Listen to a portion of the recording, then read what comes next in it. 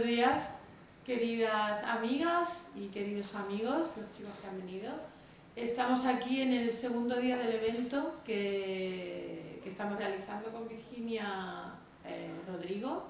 Ayer nos dio un concierto estupendo, maravilloso, íntimo, cómico, reímos, nos emocionamos todos, todas.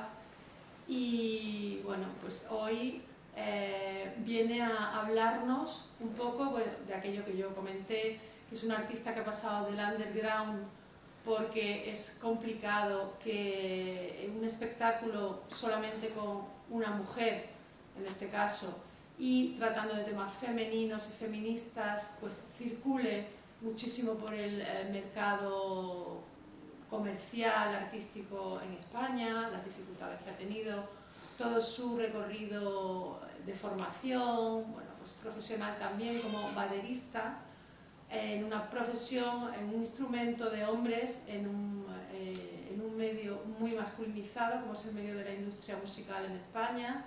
Esos fueron sus comienzos y como luego comenzó con su proyecto y también bueno, pues, las peripecias y aventuras que lleva recorrida pues, para ser hoy día una artista, cantante, multiinstrumentista que ha pasado, como digo, del underground a los medios de comunicación nacionales, la tele nacional, la radio nacional en España y girando por México también, que es el circuito, digamos, natural, inmediato de los artistas españoles, y nos va a regalar de nuevo con su música, así que vamos a escuchar La Intrusa, que es la canción que, según ella, resume un poco esta experiencia, este bagaje como artista femenina, feminista, y este pedazo de artista que Virginia Rodrigo, que tenemos el gusto de tener aquí en Bordeaux Montañe, hoy de nuevo. Muchas gracias. Muchas gracias.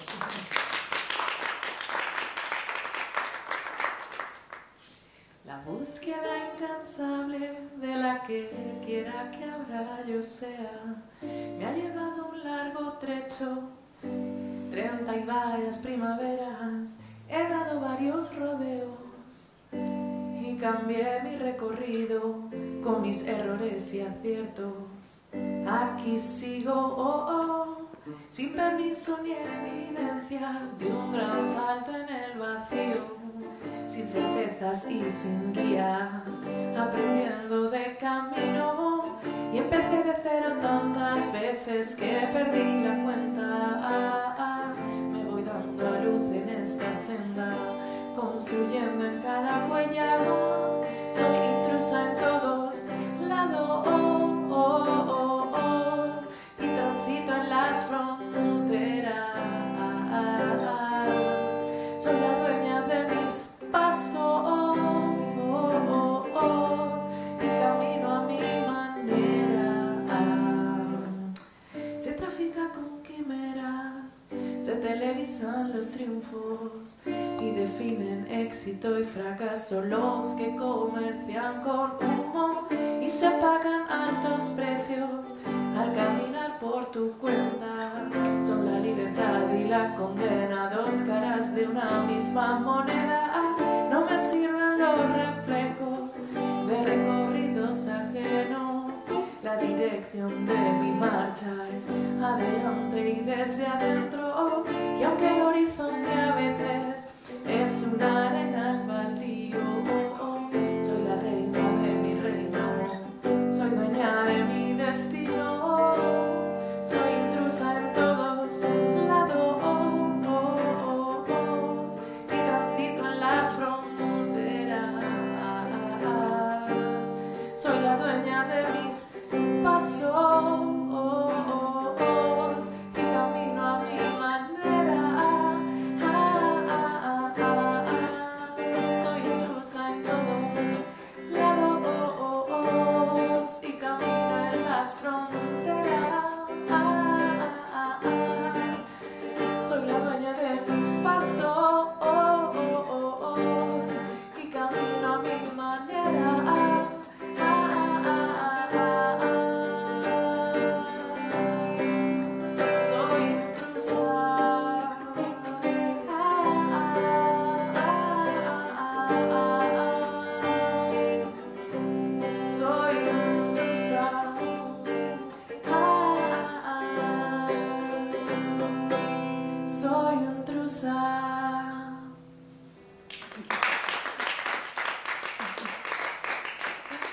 Muchas gracias.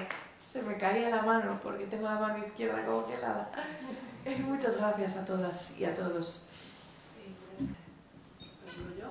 El título de la conferencia de Virginia, pues lo están viendo ahí, mirada de una artista multidisciplinar española, feminismo, creación y autogestión. Ha sido un poco complicado porque queríamos mostraros un poco, bueno, le habíamos pedido que nos mostrara un poco el panorama musical español, industrial, como ya lo había vivido, entonces para que fuera algo particular, ella le ha dado un enfoque más personalizado. Y adelante. Gracias.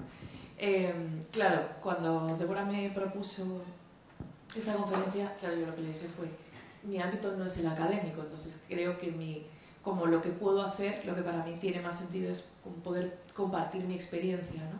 qué es lo que yo puedo aportar, dado que, porque, claro, yo pensé, tampoco voy a hacer como un análisis de la industria como tal, sobre todo porque yo me siento más en los márgenes realmente, ¿no? Aunque luego decía Débora que sí que es verdad como que vengo del mainstream, o sea, vengo del underground, sigo estando realmente muy en el underground, ¿no? Es como, sí que es cierto, y es lo que quiero un poco como contar cuál ha sido el camino de estos últimos 10 años, las dificultades, que son todas infinitas, para enfrentar un proyecto unipersonal, porque en gran medida este proyecto nació como un proyecto unipersonal, porque de hecho nació a partir de la crisis de 2008-2009, entonces desde el principio para mí tuvo que ser ya un proyecto pensado. Por cierto, ¿me entendéis que estoy yo aquí muy...? Sí, esto es muy importante. ¿Hay alguien que necesite la traducción, la interpretación? ¿Hay alguien francófono que no comprenda el español? Porque tenemos una intérprete que puede ayudarnos o incluso ponerse a tu lado, y ayudarte. Estupendo. ¿Sí? ¿Vais bien? ¿Sí? Sí, voy a intentar no embalarme mucho, ¿vale? y no hablar demasiado rápido. Si voy demasiado rápido me lo decís, estamos aquí en Petit Comité. Entonces, esto es un poco lo que le comentaba, que yo voy a hablar casi desde un lugar un poco autobiográfico, ¿no? De cómo fue todo, de cómo ha sido el proceso. Entonces, bueno, mientras preparaba la charla, pues he dado como un poco, he hecho como una especie de vuelta a cómo han sido estos años, pero no puedo como hablar de estos años sin hablar de cuál es mi origen un poco. Y yo soy percusionista y baterista, o sea, mi trabajo toda mi vida ha sido la música, o sea, me he dedicado a tocar batería y percusión, y mi carrera se ha enfocado prácticamente entre el 2000 y el 2000, un poquito antes, como de finales de los 90 hasta el 2010, fue exclusivamente como baterista y percusionista. Entonces os cuento un poco, en España no había... Bueno, voy a seguir, si quieres ver... sí, por favor, si puedes ir pasando a la parte de presentación. Los primeros años de formación yo me formé de una forma al principio muy autodidacta, no era mi intención dedicarme profesionalmente a la percusión en absoluto. Yo de hecho empecé a tocar cuando estaba en el instituto, estaba en los últimos años de instituto, y empecé a tocar un instrumento de percusión árabe ¿cuál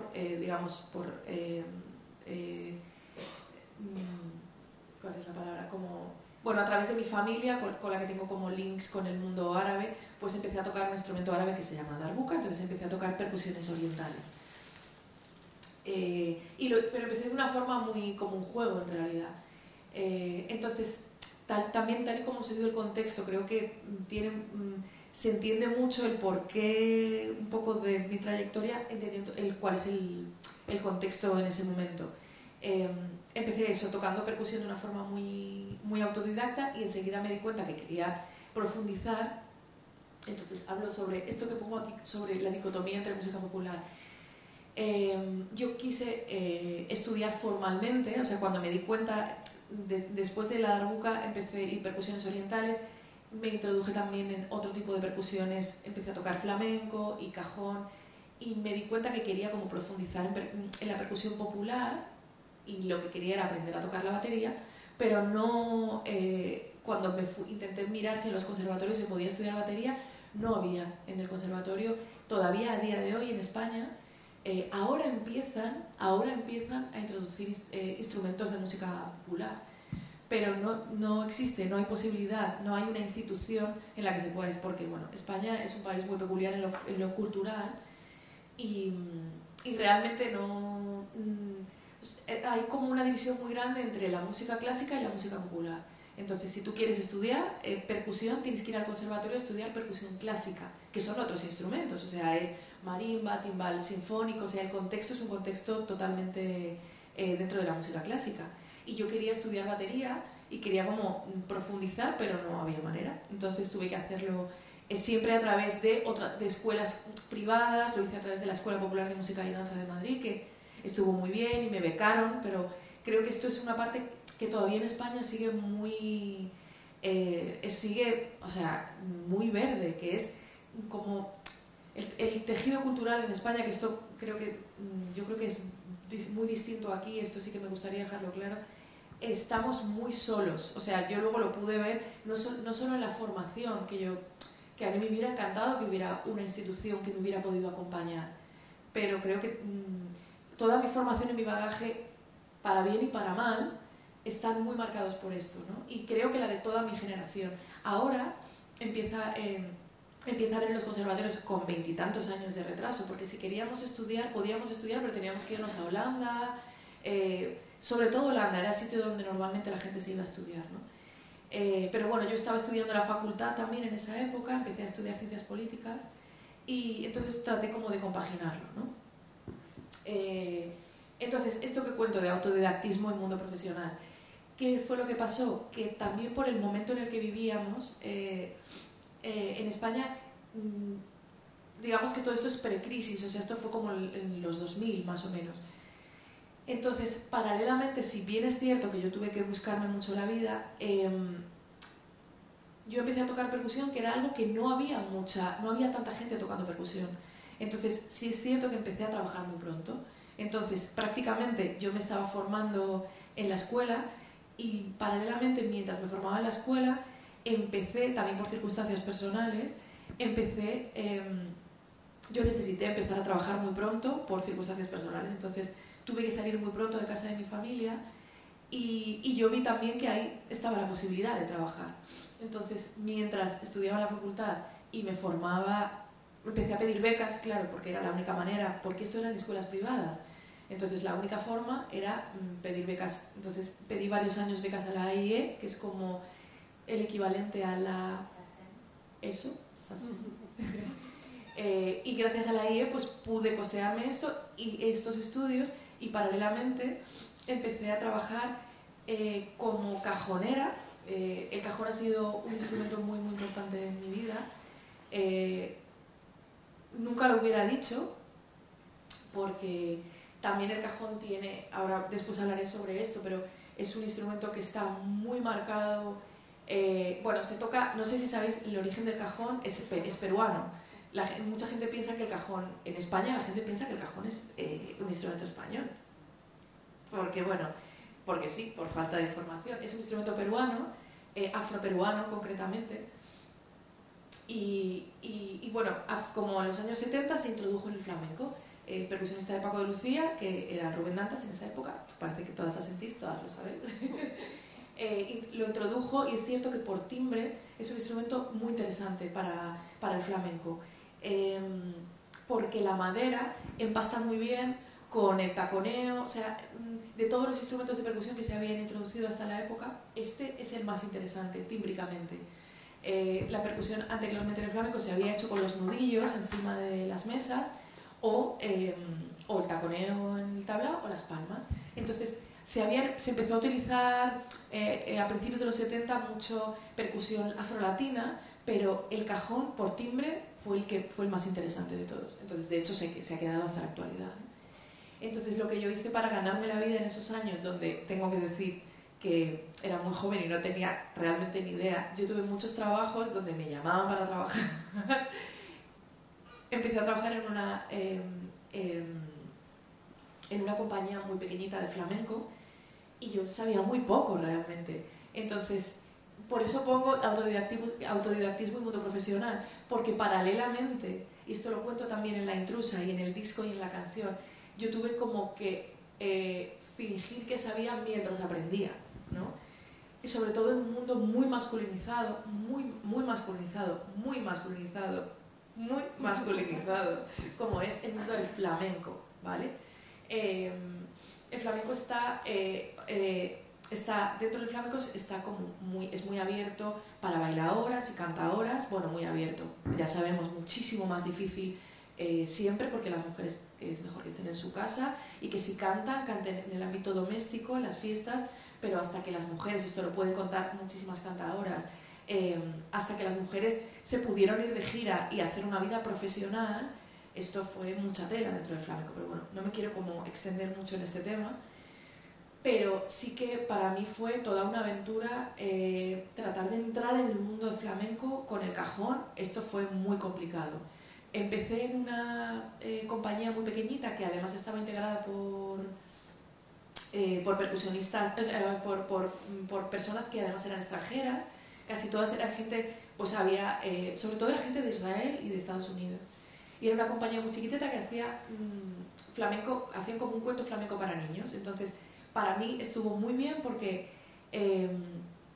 había mucho nivel, pero yo no sentía como tanta presión. Para mí fue más fácil ahí. Y además había muchas mujeres, entonces como que me sentí muy arropada. Y trabajé en esta compañía y tocaba también, y esto me gané también la vida muchos años con esto, tocando el cajón para clases de flamenco.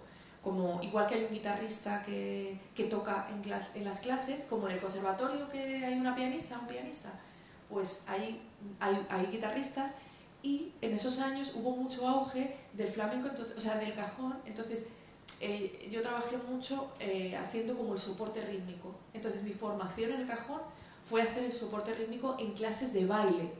Entonces esto a mí me ha marcado muchísimo como percusionista.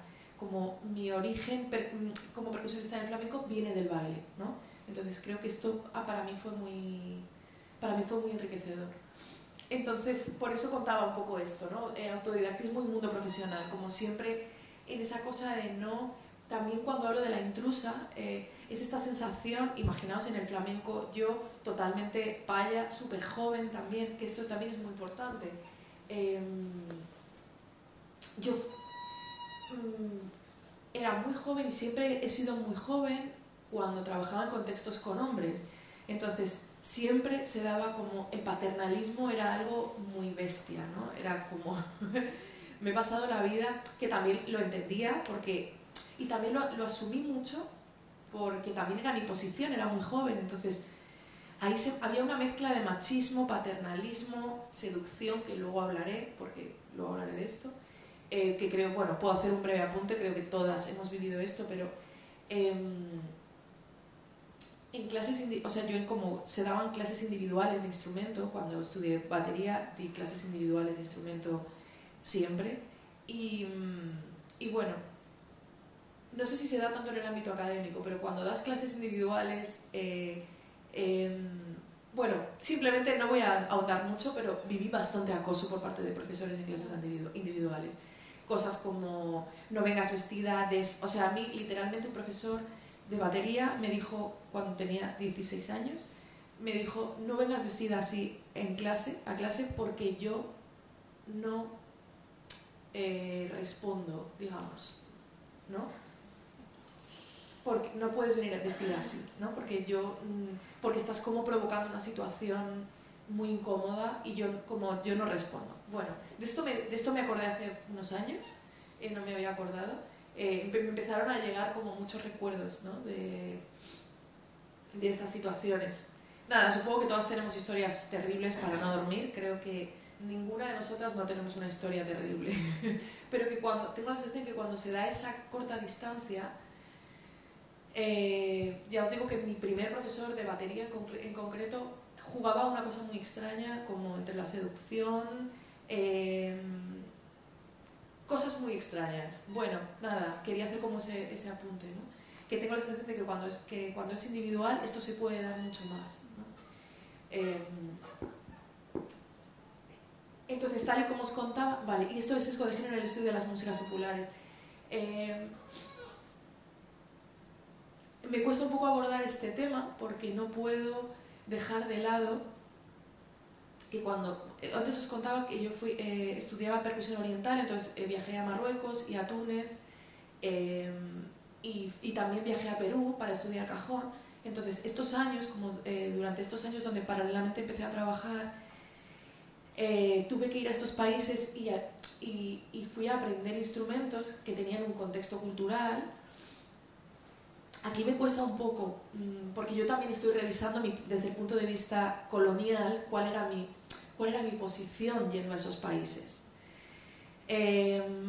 Si yo contase esta historia hace 8 años, que quizá no me revisaba tanto en este sentido, diría que fue muy duro, porque la percusión en el mundo árabe, pues obviamente también está como muy... o sea, está monopolizada por los hombres también. O sea, las mujeres, excepto en algunos contextos, por ejemplo, en Sáhara las mujeres tocan percusión y ellas tocan. Y hay otros países árabes donde las mujeres tocan sobre todo panderos, daf y bendires, que son como panderos.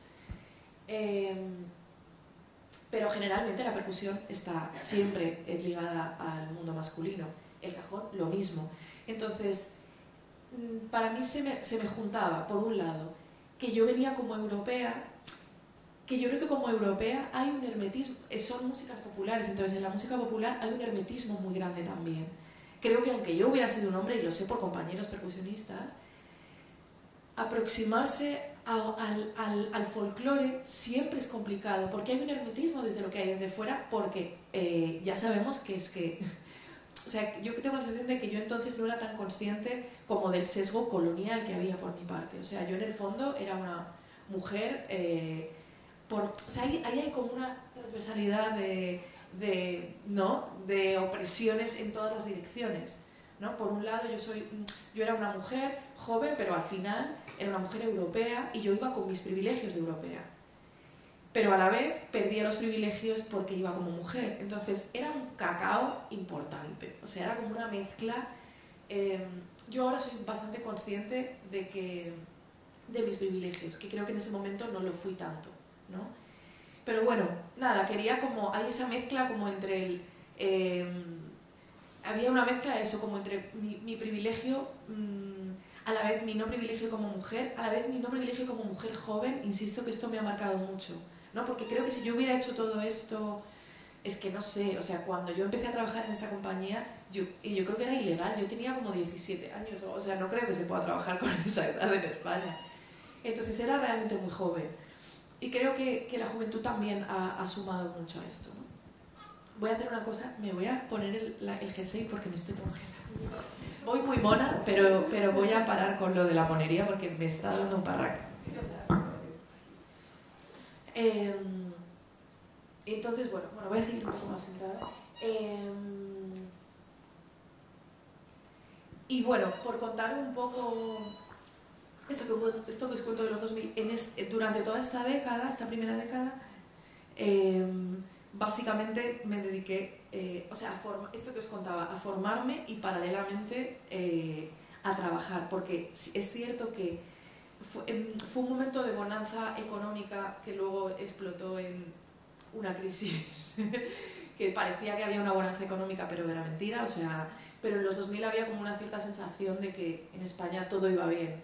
Esta frase es muy de aquel presidente, Aznar, que decía España va bien, ¿no?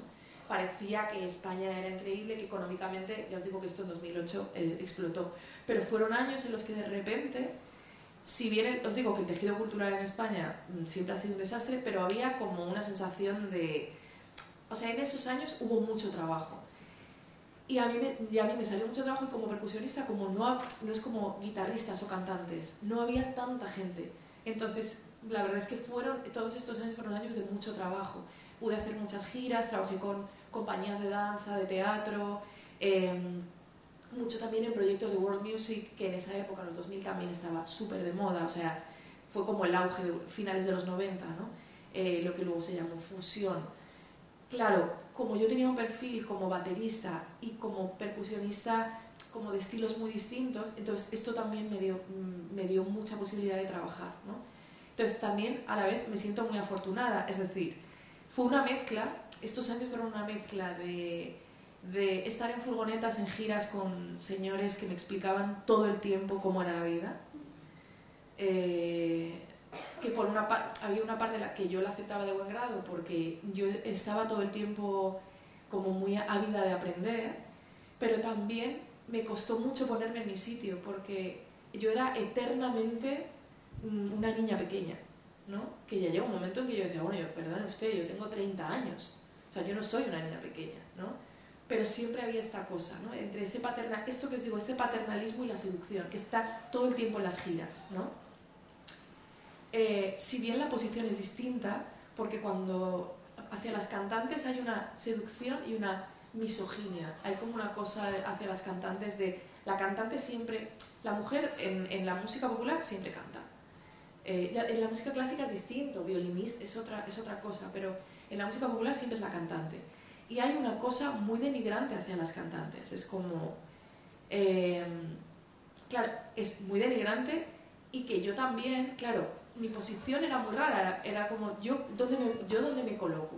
Soy una mujer, pero creo que esto lo hemos hecho muchas. Cuando nos hemos asimilado a espacios masculinos, hemos acabado cogiendo sus códigos y sus códigos y sus maneras. Entonces, como intentando, no sabes dónde ponerte, entonces acabas queriendo ser como la mejor amiga del hombre y te acabas como convirtiendo en una cosa que no se sabe muy bien, donde al final incluso te acabas aliando más con otros hombres que con la mujer de la banda, que puede ser la cantante.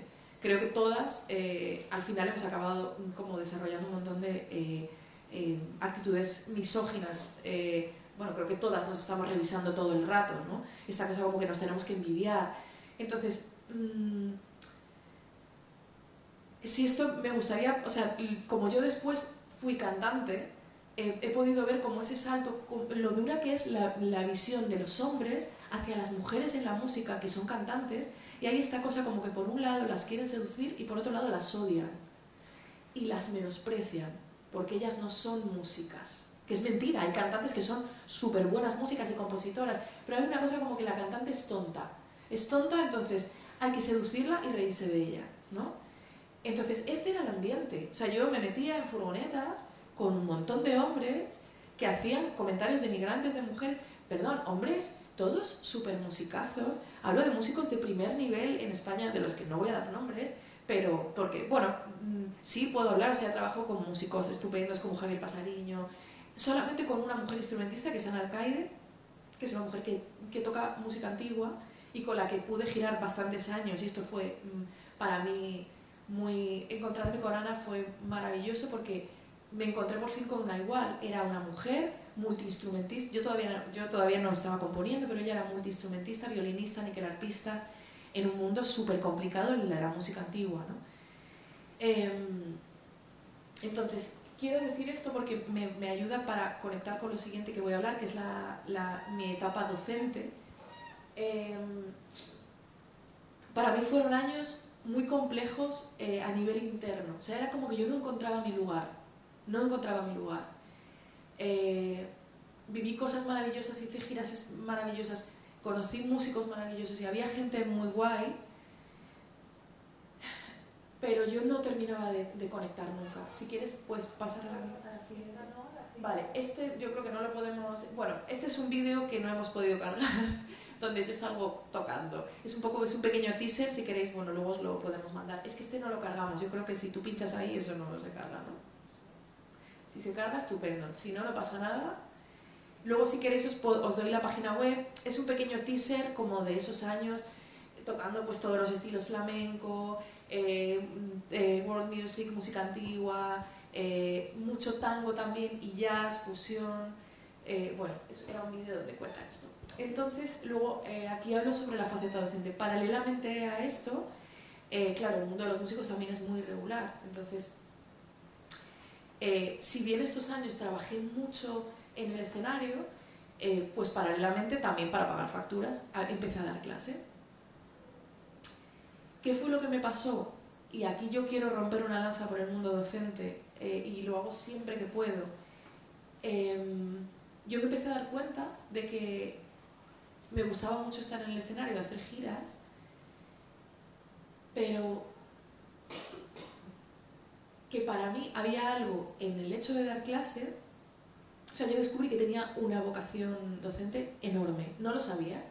Empecé a hacerlo un poco por necesidad, como todo lo que hice en esa época, y yo empecé a darme cuenta de que había un camino incluso de exploración del propio instrumento a través de la enseñanza.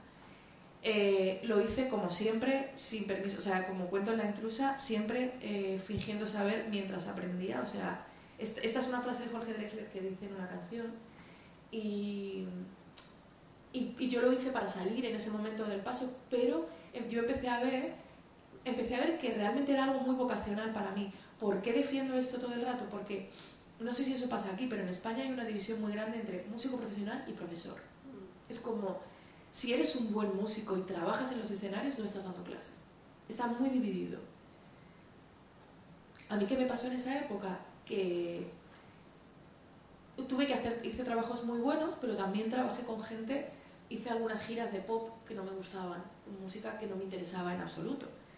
En concreto hice una gira muy larga un verano con un artista pop que, bueno, pues no me interesaba nada, y los músicos, o sea, era todo súper machista, las letras, todo era un desastre, o sea, era como música romántica, pero bueno, un horror. Entonces, después de esa gira, yo llevaba ya como 2 o 3 años dando clase, y yo empecé a sentir la necesidad, y dije, ¿será posible que yo me siento más, que a mí me llena más dar clase que estar en el escenario dando conciertos con estos machirulos? Y entonces hubo un camino ahí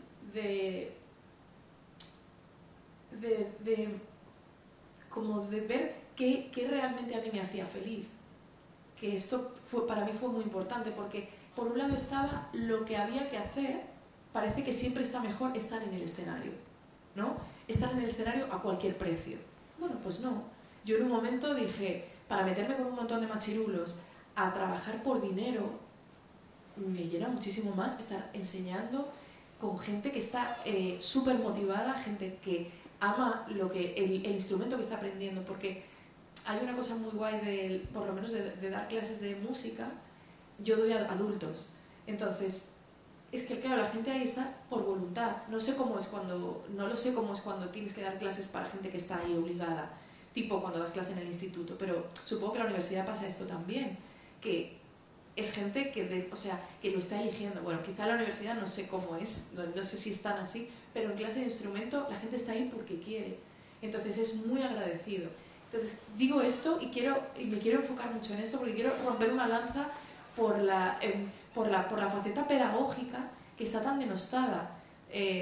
Yo me fui ahí a un late night y yo le conté a Buenafuente, yo hice ahí una defensa de dar clase, porque de verdad que en España está tan denostada la educación. O sea, es como, o sea, los profesores son como lo último.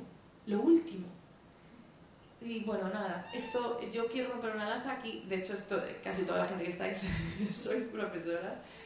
¿Podrías explicarnos, así ya que estamos hablando de docencia, un pequeño ritmo de cajón? Por supuesto. Si alguien quiere Claro. Sí, os cuento. Sí, yo os cuento. Os cuento, ya que tengo ahí.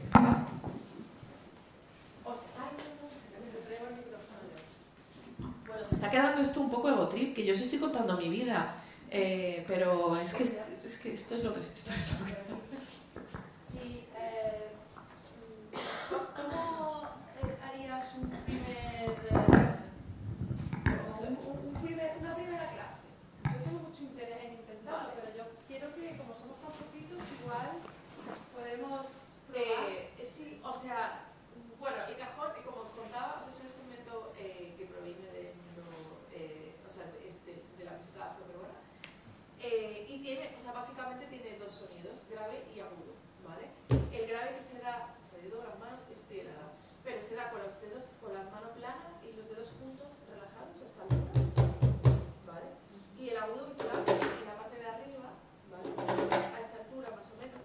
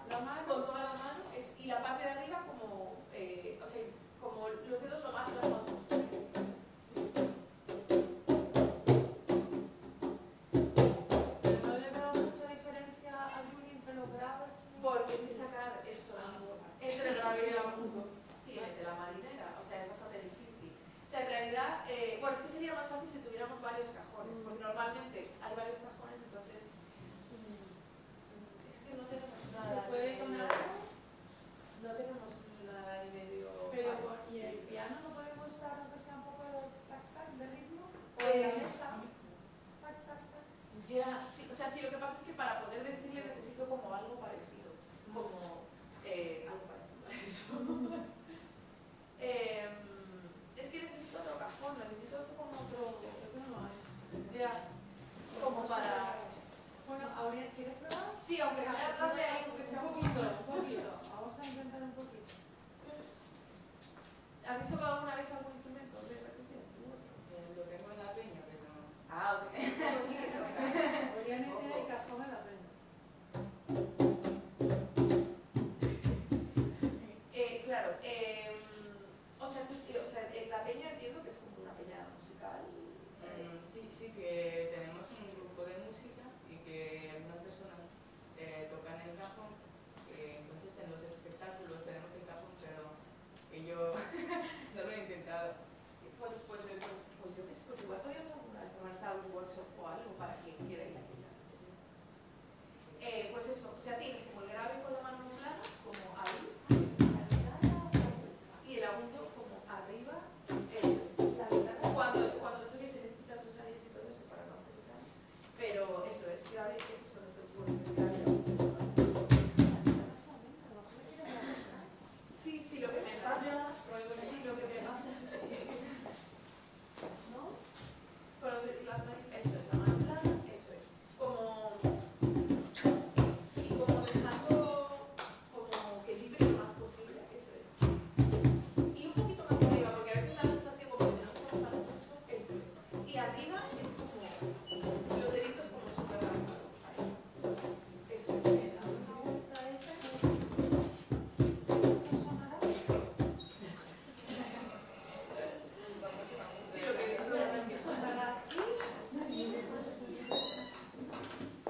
Sí, lo que yo la gente que le saca como rollo a la guitarra, yo flipo, porque no es nada fácil. O sea, la gente se queda como cosas rítmicas en la guitarra, ¿qué suena?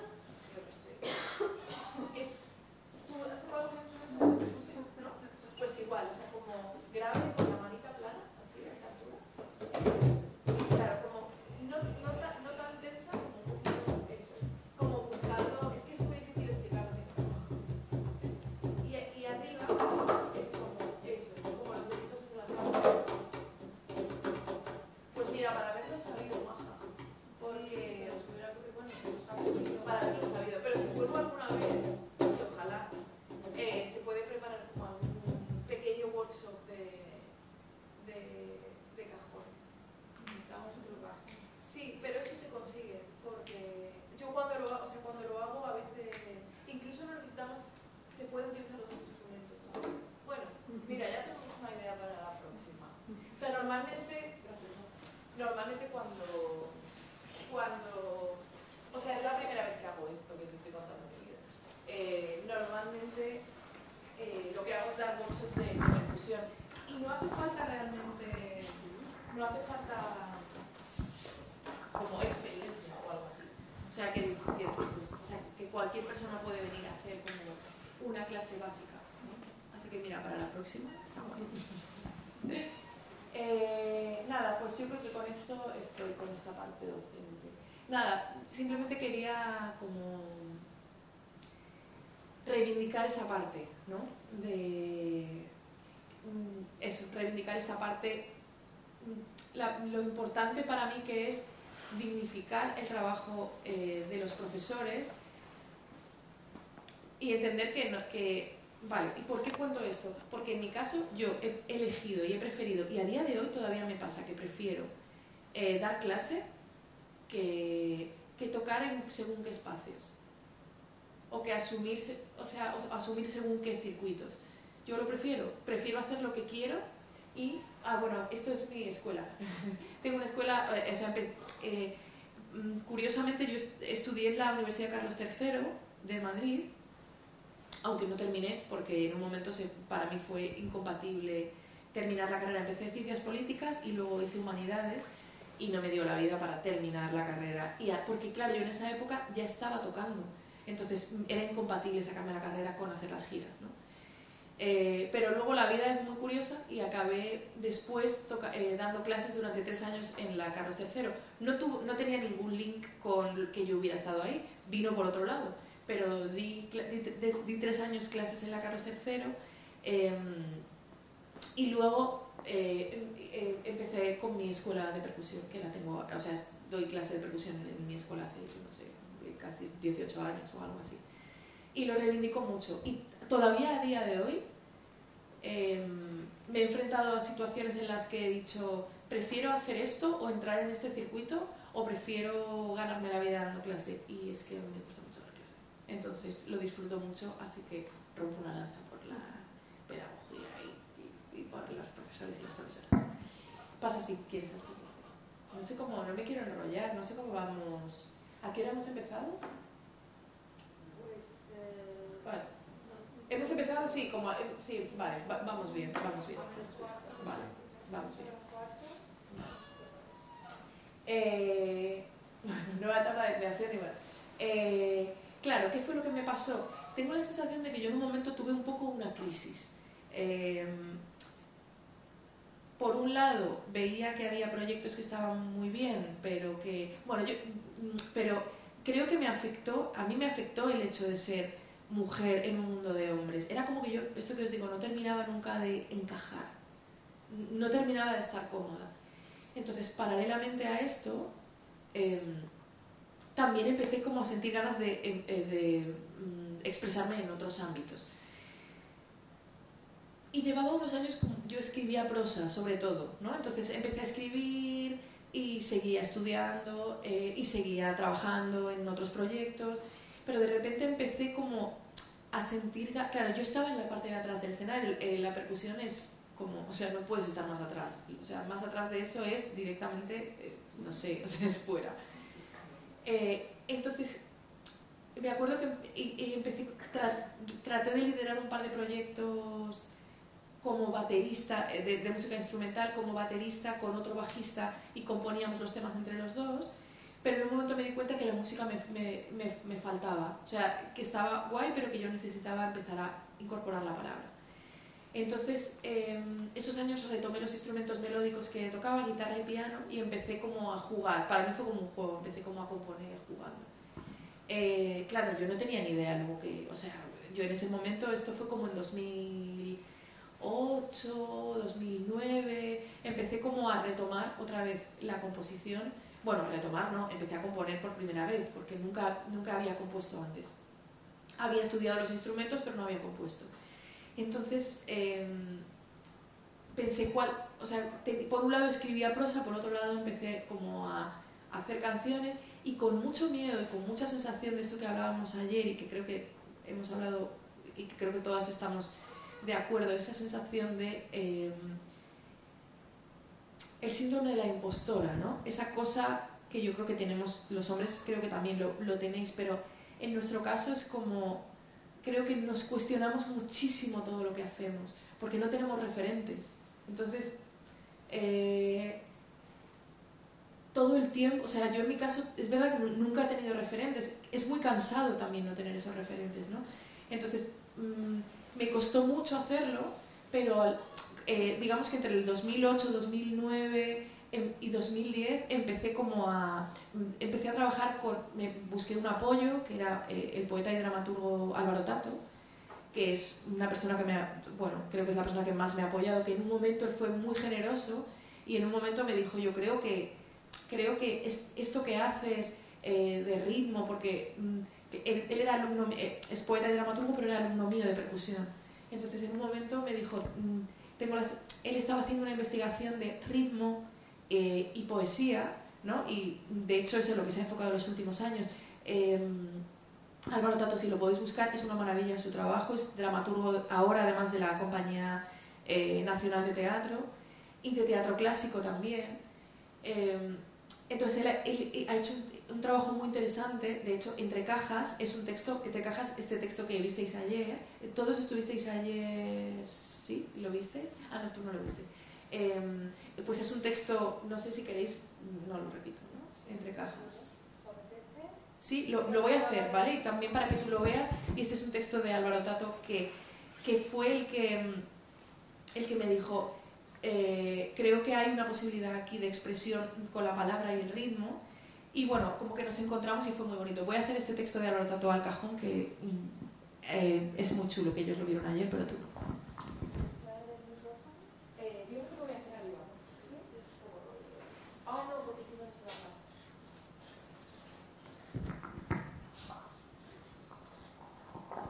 Es un texto que además las doctorandas se han vuelto locas para tratar de traducir, porque es intraducible, ahora lo veréis, es intraducible porque además juega con una literación de un sonido que aquí no utilizáis, que es la J, ¿no? Entre cajas, ¿no? Lo tenemos en la...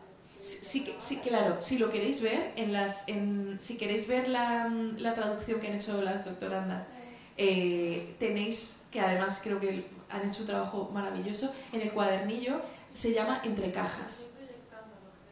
¿Sí? No.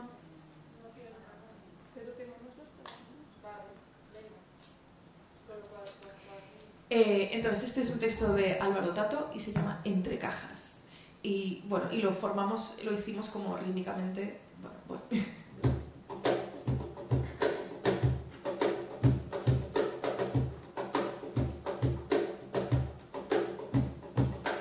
Vivo en una caja, trabajo en una caja, viajo en cajas con ruedas, fumo cajetillas, compro cajas en rebajas a cajeras majaderas y como cajas y cajas de latas de lentejas.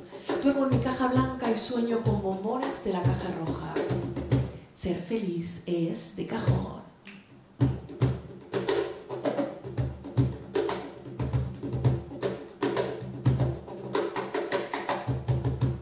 Abro cajas, cierro cajas, entro y salgo de cajas como Pedro por mi caja, boto en cajas con rajitas, meto cosas y más cosas en cajones y en cajitas, y me hago cajas. Duermo en mi caja blanca y sueño con bombones de la caja roja. Amigos, ser feliz es de cajón.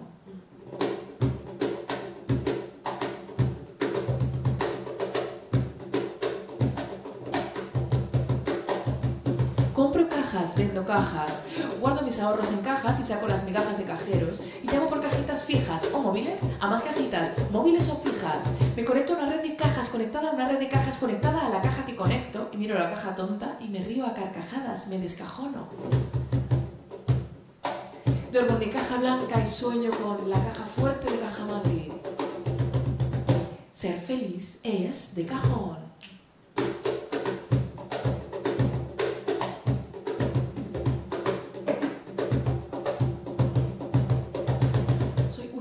Mi caja fue mi vieja, la vida es una caja, el mundo es una caja. Mi gente me estruja la caja entre trujas y ajos, lejos de logias y dirigentes jetas que rajan y sacan panoja a destajo de las cajas fuertes.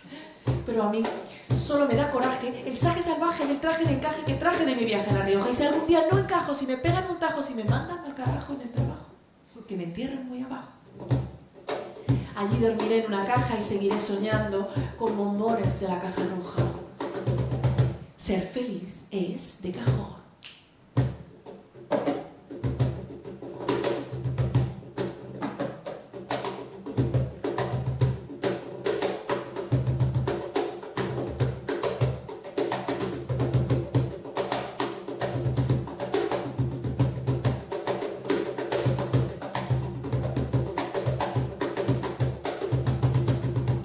Ser feliz es de cajón, ser feliz es de cajón.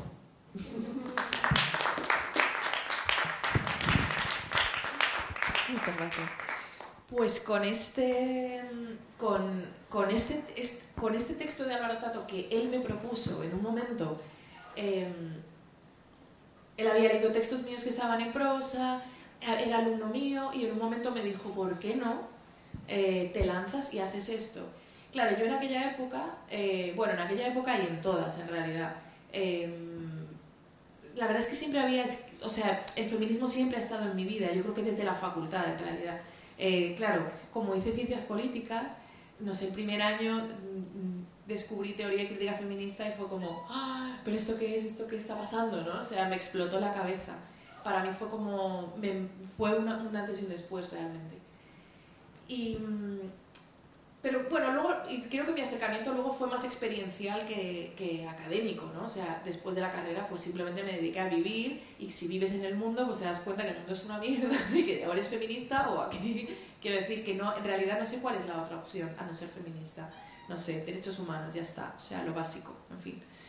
Entonces, es verdad que muchas de mis temáticas, las temáticas que no sé por qué, la verdad, bueno, pues porque es que eran los temas que me atravesaban, entonces, pues no sé, no se me ocurrió hacer canciones de amor porque yo qué sé, porque no me interesaba. Entonces, empecé las primeras canciones que escribí con Álvaro, pues canciones como Mujer Perfecta, por ejemplo, que no la canté ayer y la voy a cantar ahora, porque ya que estamos, conferencia musical. Esta es una canción del primer disco que hice con Álvaro y que se llama Mujer Perfecta. De hecho, yo creo que es la primera canción que escribí, que escribimos. Yo por aquel entonces no me sentía capacitada porque yo decía, yo no puedo, entonces era como que me ayude un hombre, por favor.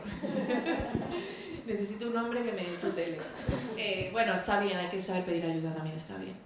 O sea, para mí Álvaro fue súper importante.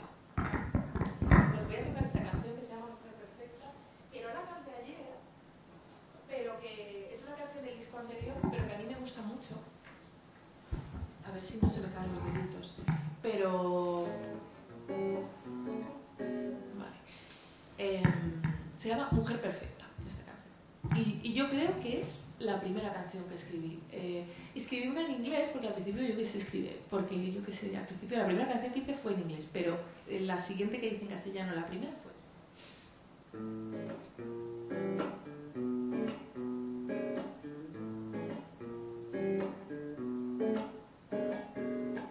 Me quieren lista y bella, sencilla y buena, una gran profesional, culta y formal, madura, inteligente y muñeca adolescente, paciente y maternal y una diosa por no estar. Me buscan tan perfecta que no comprendo por qué no me encuentro.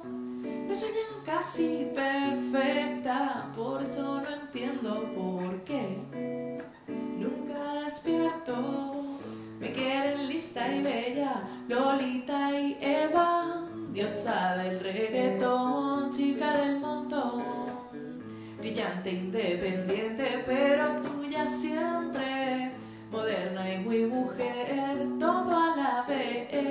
Me buscan tan perfecta que no comprendo por qué no me encuentro.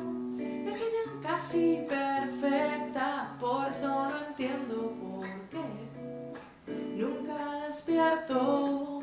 ¿Quién es esa mujer? Yo la quiero conocer. ¿Dónde está esa mujer? Eso quisiera saber. ¿Dónde se esconde que nadie la ve? Y si existe, yo la quiero conocer. Me buscan tan perfecta que no comprendo por qué no me encuentro. Me sueñan casi perfecta, por eso no entiendo por qué nunca despierto. ¿Quién es esa mujer? ¿Dónde está esa mujer? ¿Quién es esa mujer?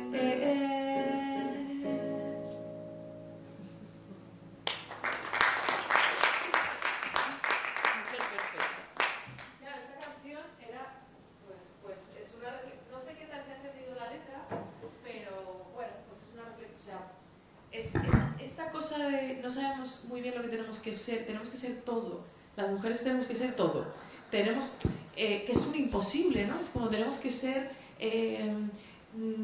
por un lado madres, por otro lado competitivas en el trabajo, o sea, es imposible. Entonces, bueno, esta canción habla sobre esto, Mujer Perfecta, ¿no?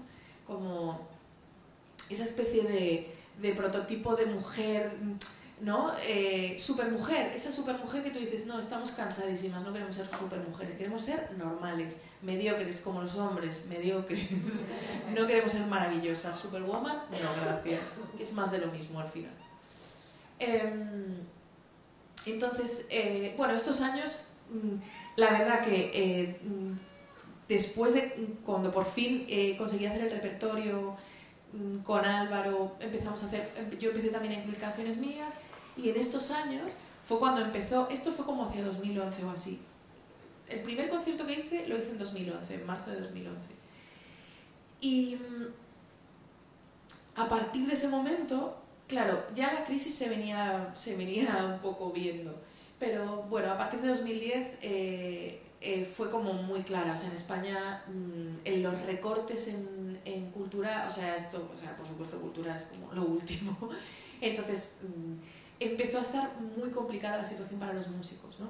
Yo afortunadamente mantenía la escuela y las clases en la universidad, pero empezó como a complicarse bastante.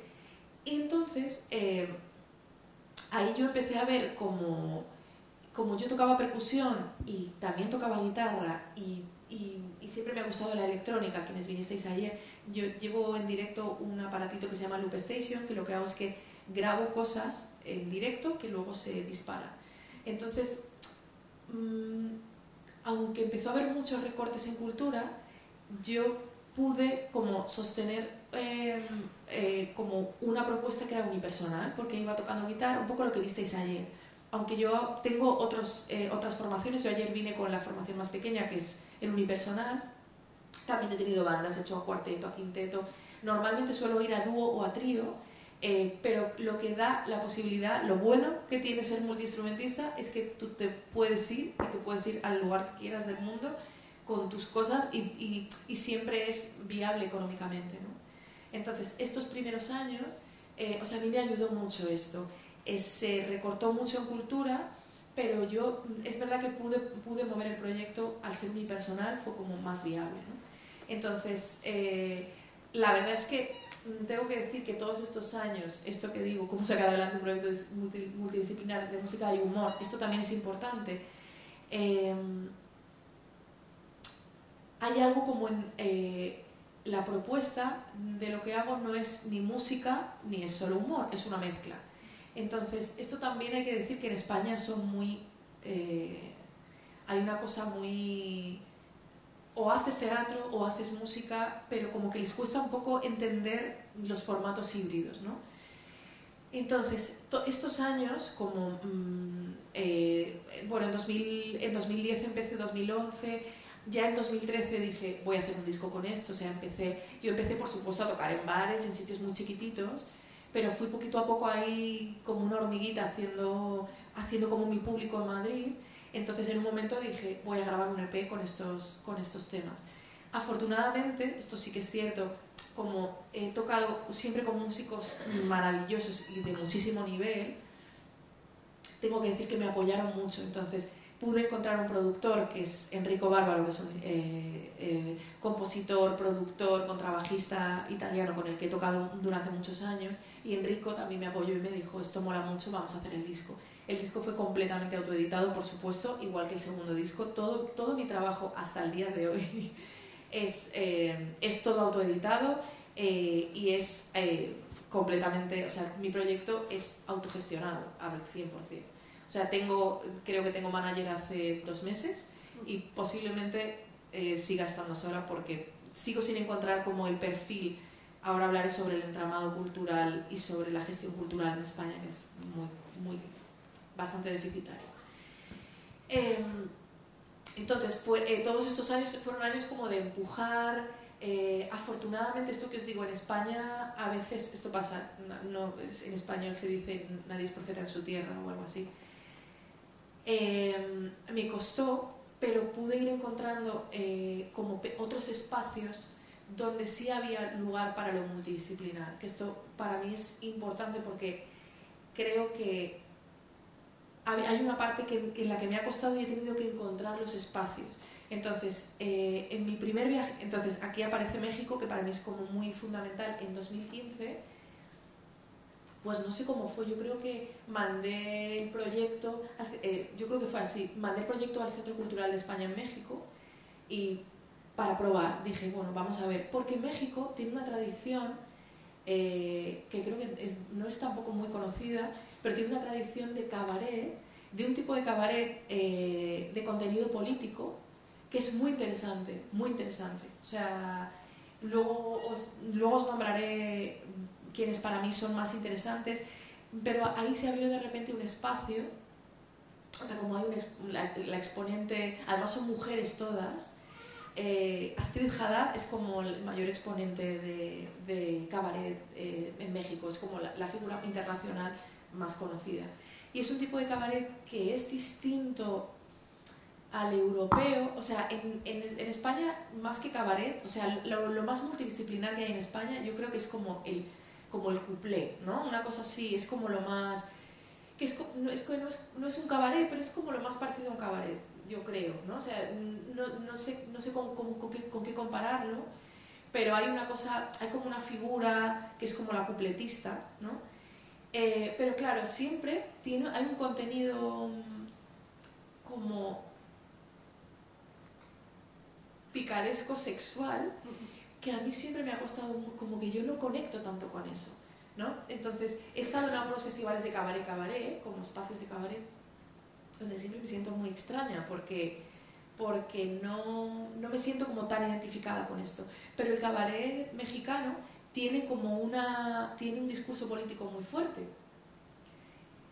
Y la verdad es que yo caí en México no por casualidad. Finalmente presenté el proyecto y acabé en 2015, fui a presentar este primer disco, que fue la Percoautora, se llamaba. Lo fui a presentar al Centro Cultural de España en México y ahí empecé a ver que había como otros espacios, ¿no? Que había otros espacios que no era como España, que es como, ¿pero qué haces? ¿Teatro o música? ¿No? Es como todo está muy compartimentado. Que de hecho yo sigo buscando, o sea, La Intrusa, digamos, yo sigo como buscando ese espacio, o sea, creo que aquí está, no está. La imagen del disco de La Intrusa es como, bueno, lo tengo por aquí, ¿no? Es como esta especie de personaje como híbrido, alado, que no se sabe muy bien. Yo sigo sintiéndome así, o sea, a día de hoy yo sigo buscando espacios porque no es tan fácil, es que no es tan fácil, por lo menos en España. Tengo la sensación de que en Latinoamérica es más abierto. Justo antes de la pandemia también iba a ir a Argentina al Festival de Cabaret de Argentina, que ya os digo que a veces no, tengo que ir y ver cuál es el enfoque que tienen ahí, pero sí que mis espacios al final son como o espacios de humor feminista que están empezando a ver, que ahora hablaré de esto, o hay una etiqueta que ha abierto ahora una cómica española, cómica y cantante y actriz, que se llama Roma Calderón, y ella ha creado como el concepto de Nu Cabaret, que me parece súper interesante. Es el cuarto año creo que hacen yo creo que este año será el cuarto año, Festival de Nu Cabaret. Ella además trabaja mucho con México. Cuando yo después volví en 2016 y en 2019, ya fue con festivales hermanados allí, con el Festival de Nu Cabaret. Y esta es una mujer que está intentando encontrar como un espacio a este tipo de manifestación artística más híbrida, ¿no? Yo sigo en eso. A lo mejor aquí hay, yo no sé si en Francia tenéis, hay como esta, no sé si tenéis como esta, no hay este espacio. Yo voy a seguir peleando para que esto suceda. Álvaro Tato, que es el poeta y dramaturgo, él tiene una compañía que sí hacen humor y música. Y ellos han peleado, llevan muchos años, no hay muchos espacios, ya os digo que no hay muchos espacios, pero esta es una compañía que está como muy enfocada en esto, y tengo la sensación que hay como un gran espacio ahí, y hay gente con mucho talento. Entonces, bueno, sí que quería, aunque ya nos toca, no se puede pasar.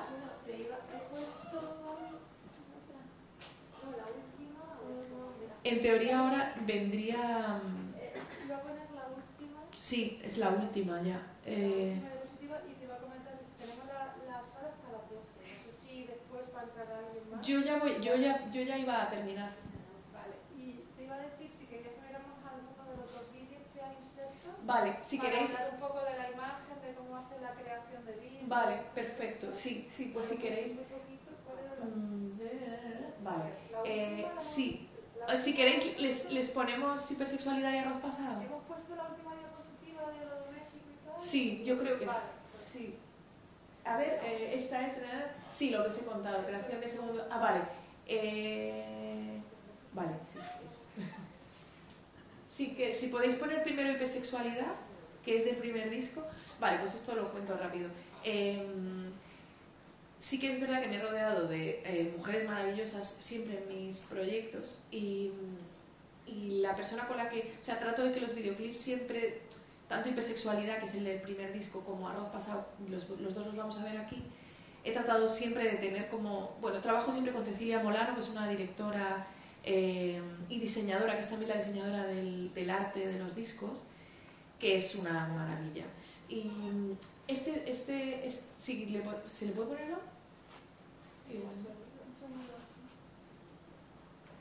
Y este fue el primer videoclip del single Hipersexualidad.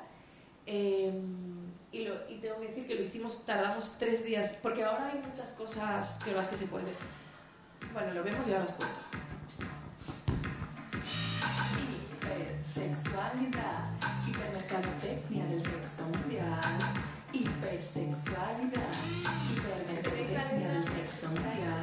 Hiperexpuesta, hiperdimensionada, hiperdirigida, hipersofisticada, hiperaburrida, hiperhormonada, hiperpredecible, hipercontrolada. Hipersexualidad, hipermercadotecnia del sexo mundial. Hipersexualidad, hipermercadotecnia del sexo mundial. Repetitiva, que va de liberal y es banal y es mentira. Siempre dirigida al mismo lugar. Siempre es el mismo ojo el que mira. Excepto cuando empieza a chatear. Todo es igual, nada es real. Pilla tu rol, toma el sol, mete un gol. Consérvate en formol, mola y sigue la ola. A tu papel, separa él, hazlo bien. ¿Quién soy yo? ¿Quién tú? Who am I? Who are you? Mucha lencería y en el fondo un tabú. Dime qué papel me toca adoptar. La muchacha legionaria, lolita intelectual, la princesa manga que se baja el tanga. Tú sentado en tu sillón, escuchando el reggaetón, jugando con tu ratón, con un condón, dale balón. Mi boca que te toca no te provoca ni erección. Así que sí, dame más, dame duro, dame fuerte, no te pares, ya. Hipersexualidad, hipermercadotecnia del sexo mundial. Hipersexualidad, hipermercadotecnia del sexo mundial. La revolución sexual es de manual, chaval. No ves el foco real. El loco siempre el mismo y siempre mira al mismo lugar. Por eso voy a hacerme hermafrodita o asexual. Este no es mi lugar. No hay realidad ni libertad. No hay gente disfrutando de verdad. Soy un objeto y soy un medio. Soy un medio objeto, soy un objeto y medio. Pero objeto que hay en medio de dejar de ser objeto y tú medios por el tedio de dejarme la jeta. Es la hora de quitarnos las caretas. Tantas tetas son las metas de los profetas de las afetas. Tanto cañón que nos viene, nos entretiene hasta el que viene. Cuerpos de plástico salidos del quirófano. Cerebros sintéticos, coitos explícitos, gimnasia rítmica, sexual y frenopático. Cofre de vacío, quítamelo, paso de todo. Yo me rayo y estallo, no sé cuál es mi fallo. Al patio vaya rollo, tanta estrella dando el callo. Tú me follo, yo te follo, me te veo un muslo rollo. No me engaño que es un rollo, dar la coña toda la peña con el chorro y con la coña, con la coña y con el coño. Me aburre tanto guarro con el churro de barro que jadea como un perro viendo porno bizarro. Así que sí, dame más, dame duro, dame fuerte, dame Superman. Hipersexualidad, hipermercadotecnia del sexo mundial. Hipersexualidad, hipermercadotecnia del sexo mundial. Hipersexualidad, hipermercadotecnia del sexo mundial. Hipersexualidad, hipermercadotecnia del sexo mundial. Mundial, hipermercadotecnia mundial, hipermercadotecnia.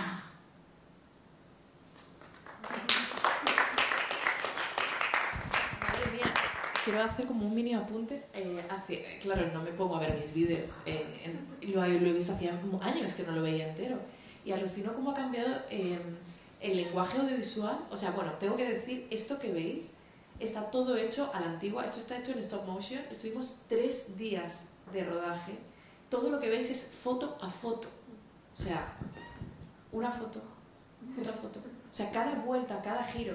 Claro, ahora lo pienso y supongo que, no sé, esto a ver, es de 2014 supongo que se podía hacer de otra manera, pero Cecilia es muy artesana, ella, lo suyo. y alucino porque también veo que es una canción muy larga, que tiene una intro muy larga, y tengo la sensación de que a día de hoy, simplemente lo dejo ahí, ¿no? A día de hoy no habríamos hecho una canción tan larga con una intro tan larga, o sea, como tengo la sensación de que desafía. Ahora vamos a ver Arroz Pasado, que es mucho más corta. Nada, como que desafía la atención, o sea, me doy cuenta de que, digo, ostras, es 2014, es que fue antes de ayer, y tengo la sensación de que forma parte ya como de un lenguaje audiovisual casi un poco antiguo. Nada, lo quiero dejar así, o sea, porque he dicho, ostras, he dicho, se les va a hacer largo, ¿no? Nada, como, lo dejo como ahí, como, ¿cuánto podemos sostener? ¿Cuánto puede sostener nuestra atención? Ponemos Arroz Pasado si queréis. Entonces, este es de 2014 y este es el videoclip de 2019 del segundo disco de Arroz Pasado. Este es. También lo dirigió Cecilia Molano y bueno, fue una aventura, como siempre, y nada, que es maravilloso trabajar con mujeres.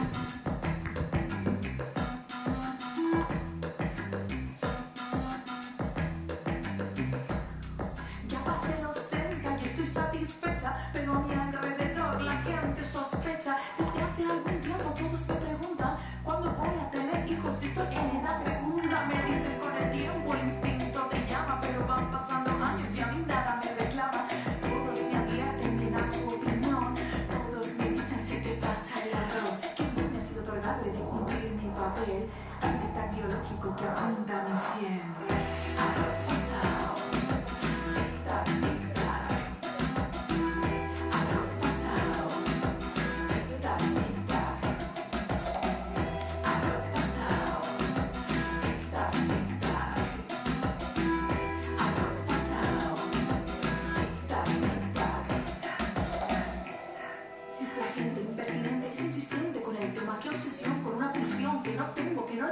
Está genial que tengas tus aspiraciones, pero no hay nada como repoblar nuestras naciones. Dicen que soy egoísta, que tengo que madurar, que es la más bella experiencia que voy a vivir jamás.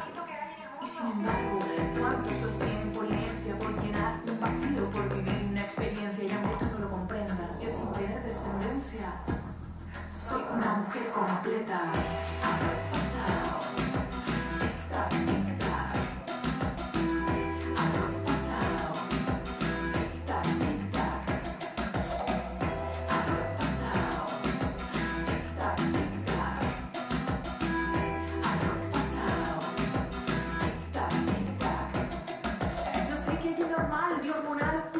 Solo sé que reproducirme no es mi prioridad. Tal vez no es tan difícil de aceptar.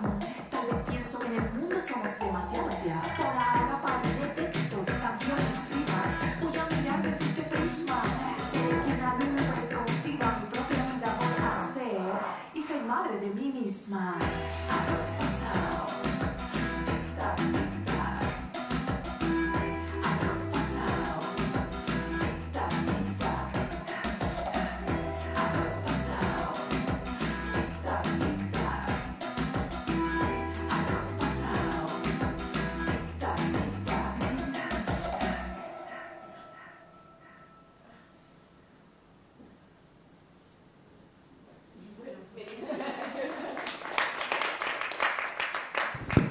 Existe la expresión arroz pasado en francés, es intraducible, pero bueno, es como algo cocinado que ya está, que se ha pasado, ¿no? O sea, que lo has cocinado de más, ¿no? Bueno, voy terminando ya. Entonces, este es el videoclip de este segundo disco.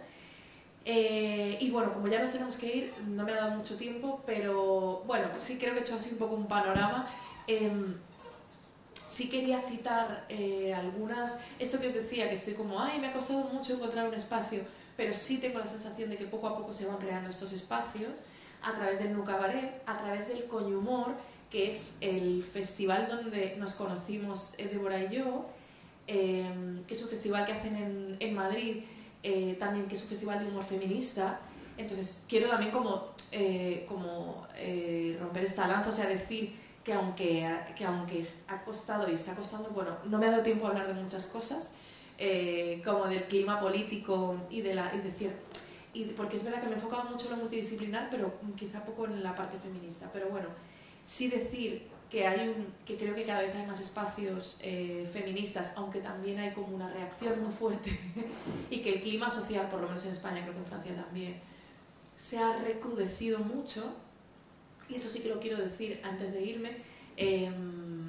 Yo en 2010 hacía chistes feministas cuando todavía no empezó esta última ola feminista y no había un movimiento antifeminista tan fuerte, y yo he tenido públicos muy conservadores donde he hecho chistes totalmente feministas y donde mujeres muy conservadoras de derechas se reían y entraban totalmente al humor feminista porque es de sentido común lo que decimos.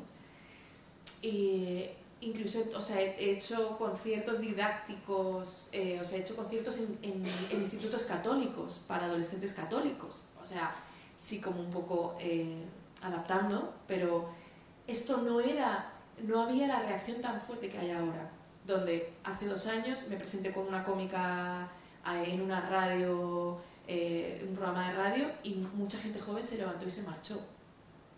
O sea, hay un movimiento muy fuerte ahora, y tengo la sensación de que hay espacios, pero también hay espacios donde simplemente a veces simplemente por mi aspecto, o sea, directamente, o sea, al ver un poquito de mi trabajo ya es como...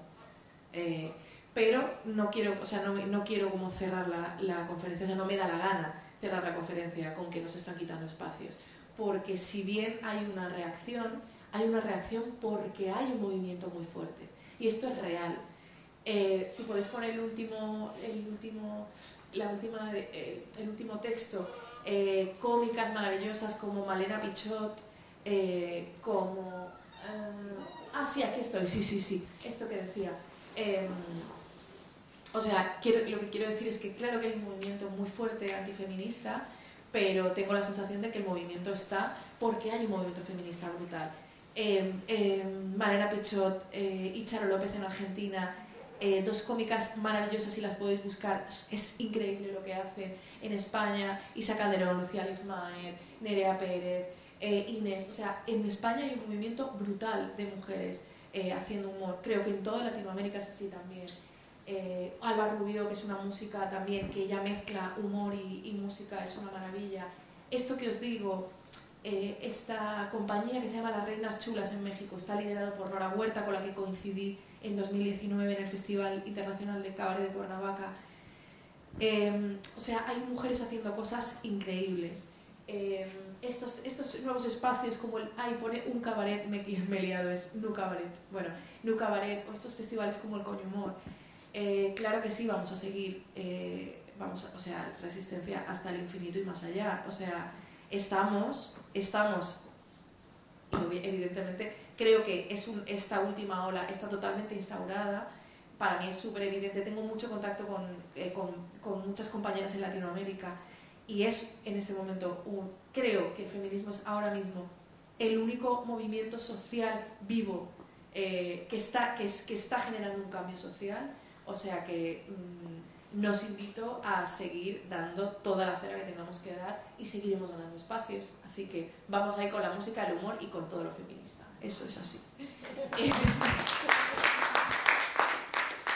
Y nada, que muchísimas gracias por venir. Yo estoy encantada, de verdad. Quiero dar las gracias a Débora una vez más porque... bueno, es que estoy muy feliz de estar aquí. El concierto de ayer, os agradezco un montón la presencia y el espacio, la organización, ha sido todo una maravilla. Estoy encantada, de verdad, muchísimas gracias. Gracias, Débora.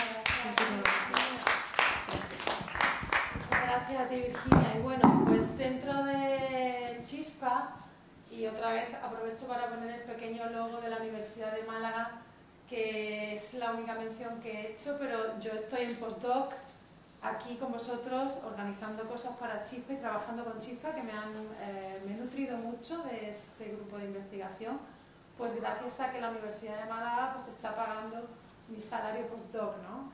Y además, pues para presentaros mi próximo libro, que está a punto de salir ya publicado, que es sobre feminismo, humor y extravagancia en las divas de la canción. Es una comparativa entre divas francesas y divas españolas.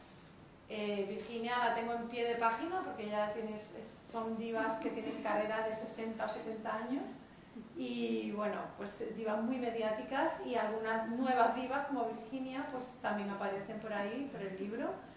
Y bueno, es también fruto de todo el trabajo que hemos hecho en los seminarios de Chispa.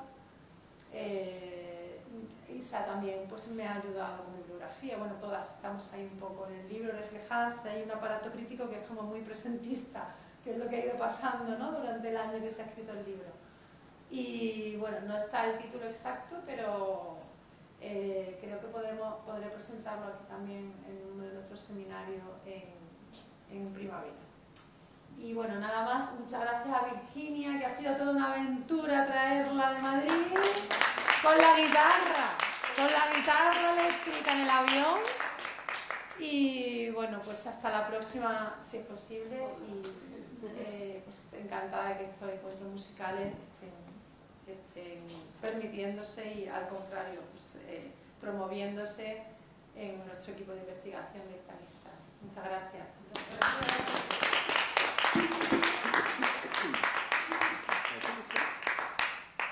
Vamos a terminar, ¿no?, con sí, para todo esto de las divas y tal, pues terminamos también con un poquito de música. Son dos de las divas que están en el libro. Vivimos día a día, como si fuera el fin. ¿Lo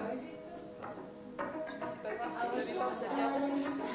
Me parece que entonces me rendí.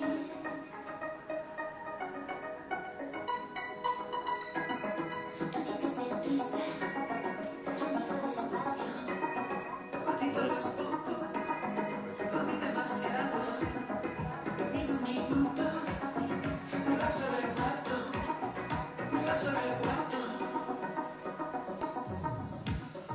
Y yo que siempre he estado del rato la razón, me veo aquí lanzando los dados de la acción.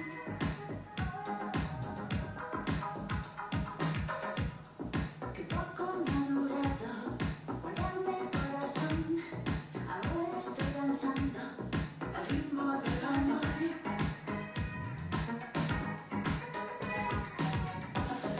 Tú dices deprisa, yo digo despacio. A ti todo es poco, a mí demasiado. Te pido un minuto, me das solo el cuarto, me das solo el cuarto. Y no me digas nada, baby, y me agarré porque me diste la mano. Si no me dijiste que me no sería igual. Y no me digas nada, baby, y me agarré porque me diste la mano. Si no me dijiste que me no sería igual. Que poco me ha durado guardarme el corazón. Ahora estoy danzando al ritmo del amor.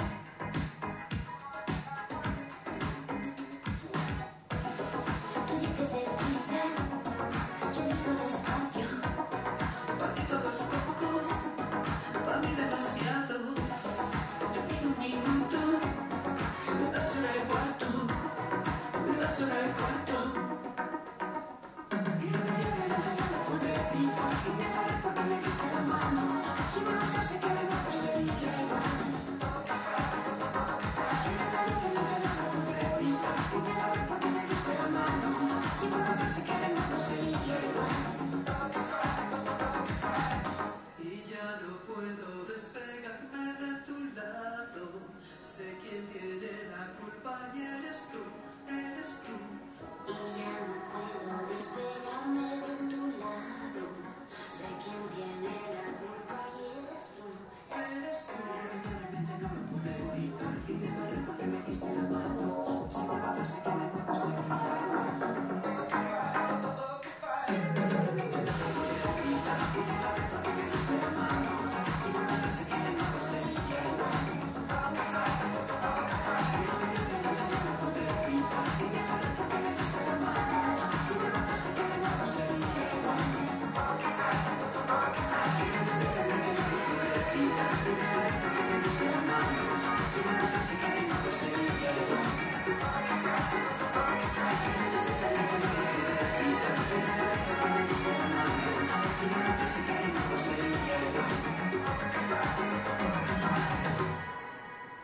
Bueno, y antes, bueno, un poco una explicación del vídeo y de por qué lo hemos traído aquí.